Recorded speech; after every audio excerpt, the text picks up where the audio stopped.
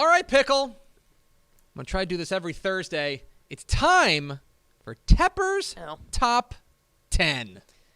That's right. Tepper's Top 10.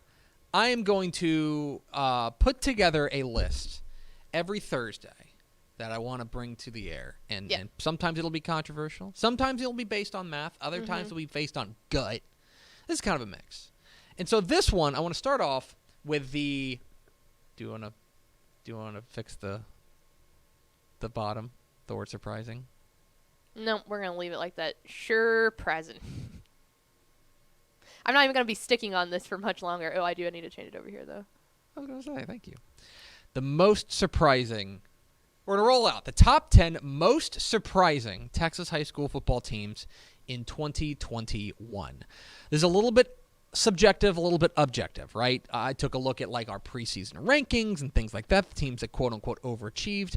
But in a lot of ways, these are just the teams that I found myself throughout the course of the year saying, whoa, how did they do that? Like that is not what I saw happening. And so here it is, my top 10 most surprising Texas high school football teams in 2021.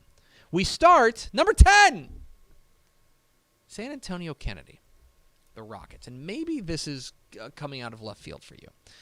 But the Rockets made their first playoff appearance since 2009. But it's not just that they snapped a long playoff drought. It was, in a lot of ways, the way that they did it. This is a team that was very clearly improved from the past couple of years. Coach Ben Benavides has done a great job. It's a program that the last 7 seasons had won a combined 7 games. Okay? That is hard to do. You know what I mean? Oh, yeah. But to go from that to a 7-4 record and a playoff berth is supremely impressive, supremely surprising. And so they are the number 10 most surprising team in Texas high school ball in 2021. Number 9! Spur. The Bulldogs of Spur. So this is a team that it's kind of odd because this is the program. It's not like San Antonio Kennedy in the sense that they have been kind of down in the dumps for a while. Right. This is a program that's generally been okay. It's been pretty good. They're always middle of the pack. They're always pretty good, right? Yeah. But last year they went 3-5 in a weird COVID 2020 season. They bounced back to 10-2, but it's not just that they did it; it's the way that they did it. Their offense improved by 21 points a game. Their defense improved by 17 points a game. Okay, that means there was a 38-point gap in margin that they made up on average. Yeah, and that's not just like figuring your stuff out from a kind of rocky season. That's literally going, we are hard stopping, forgetting that season, and moving on completely. No, it was a massive, massive turnaround for the Bulldogs, just in everything they did. And Coach Tate Clark, was able to help turn them around. Had a pretty good year in 2019, a down year in 2020, but clearly back in the mix there. Spur. Don't make a bad year worse. At the 6-man level. Yeah, so that's my number 9 pick. Number 8! The Yellow Jackets of Stephenville. It's hard to call a program that has this kind of pedigree of surprise, but I think, look, let's be honest about this. They had 3 straight pretty lackluster seasons, Greg Winter's last season and then Sterling Doty's first 2 seasons. And I think that, and really they'd had 5 lackluster seasons in the last 6, at least by Stephenville standards, which are really, really high. And I think there were reasonable questions as to whether or not the window for Stephenville had closed to be that state power. I think there were reasonable questions about that because, look, I mean, you think about some of the programs that have a ton of titles, right? I think of Old Waco High. Yep. Old Waco High is one of the most decorated programs in Texas high school football, but they haven't won a title in, when was that? Since 1948. Yeah. Right? Odessa Permian, I think, is another perfect example. They've got 6 titles to their name, haven't won one since 1991. Well, and the thing about Stephenville for me is the fact that we're not just talking about necessarily like this specific team. We're also taking a look at the competition that they have to go through, which adds twice as much difficulty to just the being down as a team. It's also that. Now, obviously, they won that title back in 2012, but I think that there was kind of a notion of like, is this the end of the line for them? But obviously not. And obviously, Ryder Lambert and Koyakin and the defense, which took a huge step forward. They were remarkable. War Dogs. They were, the War Dog defense. They were remarkable. That whole team was remarkable. And again, it's not like from the bottom to the top. Right. But what it is they were a program that we had questions about whether or not they were ever going to reach those heights again, and they emphatically answered those. Yeah, Melissa, Argyle, Parrott, exactly like right. everyone. Yeah, La Vega, all those teams they had to go through, and they did it. That's my number 8 pick. Number 7. How about those Katy Another state Paetow champion, Panthers? Katy Paetow. So it's easy to see why they were a surprise. It's a young program, right? Yeah. They are in, I believe, their 4th year of varsity Yeah. play. This is a program that had a great year last year, but look, anytime that you're talking about a program this young making it to and winning a state championship, you're talking about something that's just doesn't happen very often. No. They kind of follow in a lot of ways like the Shadow Creek role mold of kind of young program that is able to hit the Jets early. The other thing about them is for them to navigate their district and their region, Oh, yeah. I thought was really impressive. Their own town. Like, say Yeah. what you will about, they were in different classifications from the Katy Tigers, but I mean, getting people to buy in and build all that takes a lot. We talked to Coach BJ Gott about that on the show a couple weeks ago, and he was like, yeah, like, they want to stand up for their town specifically. Right. And to go through 5A Division I, which was, pound for pound, one of the toughest brackets in the state. Absolutely. To make it through Region 3 and then to beat College Station in overtime. Which was like the hottest team in the playoffs, I think, out of all of football. I think you're right. That is a team that really surprised me, was Katy Paetow. Number 6. Keeping those state champions. Yeah, going with another big cat there, the Cougars of China Spring. China Spring. So we thought China Spring would be good. I want to be clear. We thought China Spring would be pretty good. But they took that to a whole new level in 2021. We're going to talk. We talk a lot about Major Bowden, obviously the Mr. Texas Football Player of the Year, how important he was. He was the X factor. He was that additional guy. He was the guy that that dude that at the 4A level can take over a game, and he did. But we're not talking enough about the defense and the fact that the defense was able to take a massive step forward, allowing 12 fewer points per game to go from a good to great defense to an elite one is what they ended up being. It's also just the matter of who was looming within their own region, right? Yeah. It was the fact that they had to go through, like, David can't beat Goliath without a full team. Exactly right. And so for me, it's the path that they walked. It's the path that they were able to get there to the state championship. Consider this, okay? In consecutive weeks, they beat Carthage, West Orange Stark, Cuero, and Gilmer to win a title. That is a 4A murderer's row. Yeah, and pedigree, too. Like, all of those teams have so much pedigree. 19 titles and 36 title game appearances between those 4. Yeah, that's wild. 19 state titles. I still go back to the West Orange Stark game, too, because I was so impressed by how they didn't have the Carthage hangover. That's what I was most worried about, was having the Carthage hangover, and then they went out there and just finished the whole darn thing. Yes, it was supremely impressive, and Brian Bell obviously did a terrific job. Now off to Baylor, but China Spring was my number 6 most surprising Texas high school football team. Number 5! Those Golden Bears from South Oak Cliff. The last state champion on this list. Now again, another team that we thought was going to be pretty good. They were ranked 13th in the preseason rankings. We thought they were going to be pretty good. But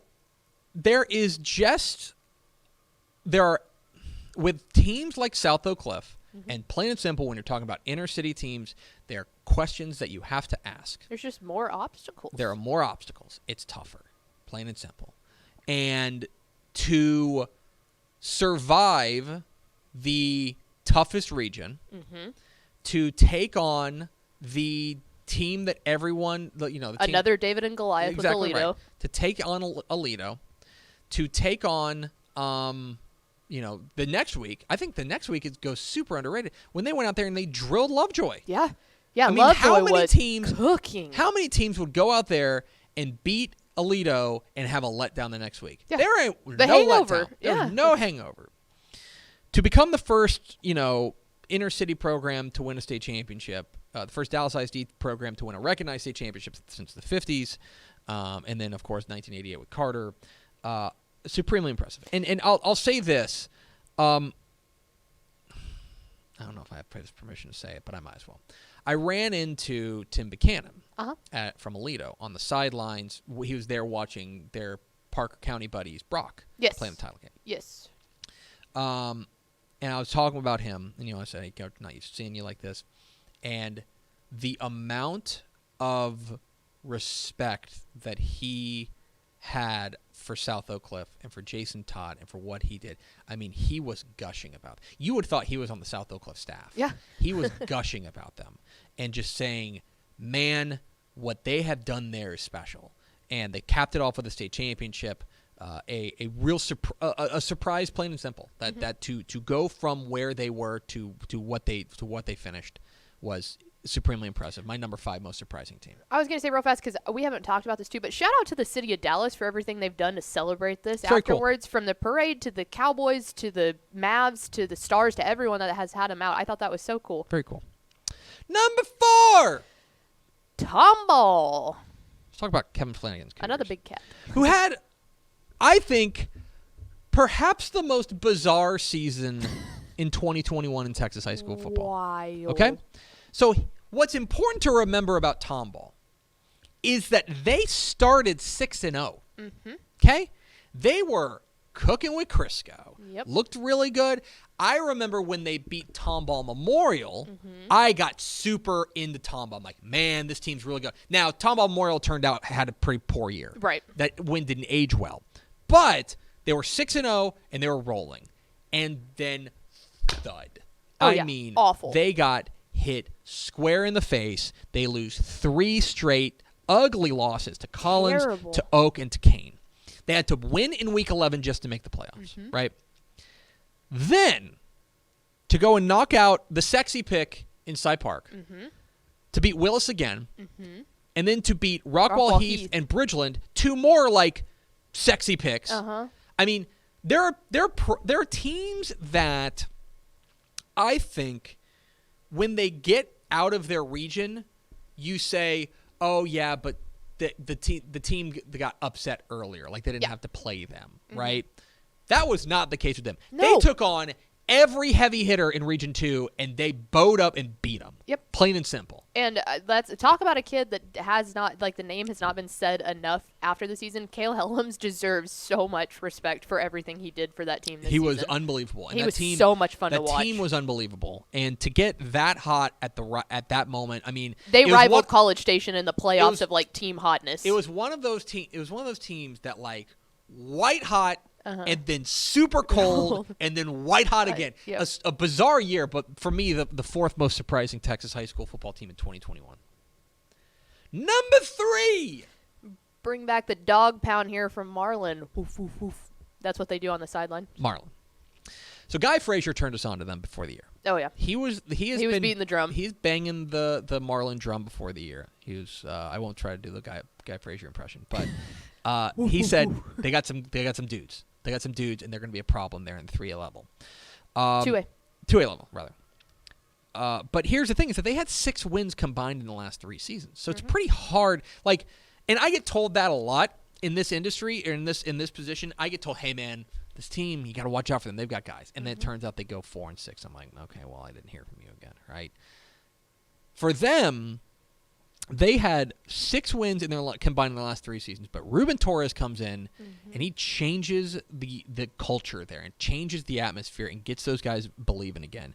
Their offense was 14 points better than they were the year before per game, and their defense was tremendous. 19 points allowed per game better in 2021 than they were in 2020. A tremendous turnaround there for Ruben Torres, and a team that we should have listened. We should have listened to Guy Frazier, that they were a program that was very clearly ready for a leap. And by the way, they're young. I was like, they're not making this list next year because all those kids, all of them were young. Enjoy this spot this year, guys, because you're firmly on our radar now. If you missed our interview with Coach Ruben Torres, I think it was last week, it's on our YouTube page. You need to go listen because he was a blast to talk to. These good people. Number 2. Let's go out west. Lubbock Roosevelt, the Eagles. Lubbock Roosevelt. Part of this is that, like, what they've done historically, right? Right. So they go 14-1. They run all the way to the state semifinals. Part of it is the history part of it, right? That they had they had not won a district championship since 1986.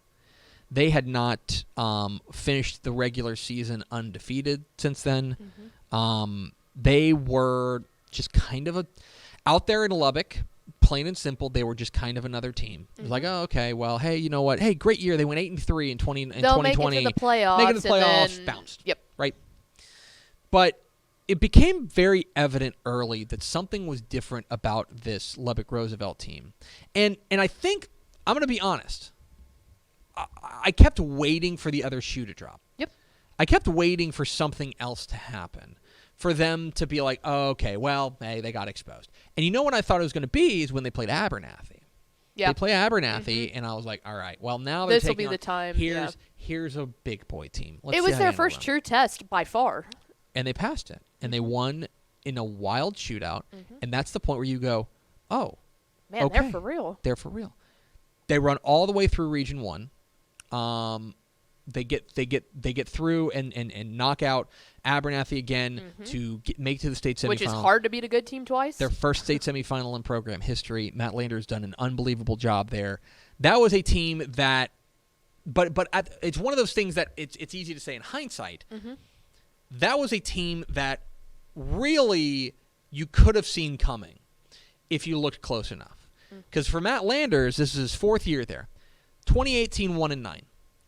2019, 3-9, or 3-8 rather. They make the playoffs for the first time in a couple of years.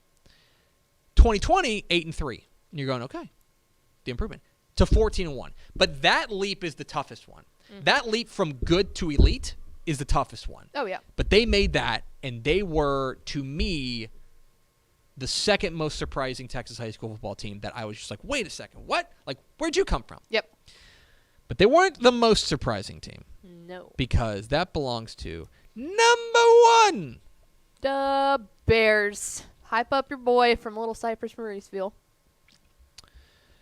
I think it's really hard to talk about the program that Eric Peavy was inheriting when he moved over from Beaumont Westbrook.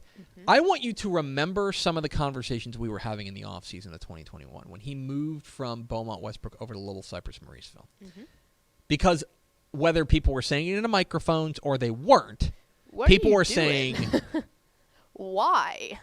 You're leaving Beaumont Westbrook, where you had just taken them to a state championship in 2018. Powerhouse down there in the 409. We're watching him at 7-on-7 going, why do you leave this? What are you doing? What are you doing? We'll give you time to explain, but I've got to ask, why are you doing this? Well, he knew something we didn't. Oh, yeah. He knew something we didn't. This was a program I believe we had picked last in their district. And part of it is that they were 1-7 the year before. They were bad. They were bad. Their offense was absolutely stuck in the mud. It's terrible. Well, all they do is, and by the way, it's important to remember that this was not always sunshine and daffodils for Little Cypress-Mauriceville. This was a program that, in many respects, it started off kind of slow, and you started thinking, okay, well, have you outsmarted yourself here, coach? Have you maybe figured something out? Maybe you thought you saw something that wasn't there, because they finished 11-3, but what they were able to do was so remarkable, especially offensively. Like, the offense took such a huge step forward. Let me make sure I get the number right. Their offense was 21 points better than they were per game in 2021 than they were in 2020. I mean, 23 touchdowns better. And for him to instill in them that belief and to drive them all the way to the regional final. They beat El Campo. I mean, we sat there and watched El Campo the week before that just pummel people. Yeah. You know, it's like that was wild. It was really wild. And for me, that is look, I'll just be honest. Whenever you have a guy taking over a new program, you just say, okay, it might take a little bit of time, especially a program that needed a revamp like it Oh, yeah, you always think, 2 to 3 years, if they can start getting to 6 wins, 8 wins, then you're going, man, this is great. But instead, it was right out of the chute a supremely impressive performance from Little Cypress-Mauriceville. In my opinion, the most surprising team in Texas high school football in 2021. Just the job that Coach Eric Peavy did there is unbelievable, and the job that those kids did to buy in and to get that train get that train rolling, awfully impressive. That's my pick for the number one most surprising Texas high school football team in 2021. Thanks so much for watching that video. If you would like more and to be notified when they come out, go ahead and click that subscribe button right down there. You can also watch Texas Football Today every day live at noon on TexasFootball.com, Facebook, Twitch, and right here on YouTube. For more of the best coverage of Texas football in the Lone Star State, go to TexasFootball.com/subscribe.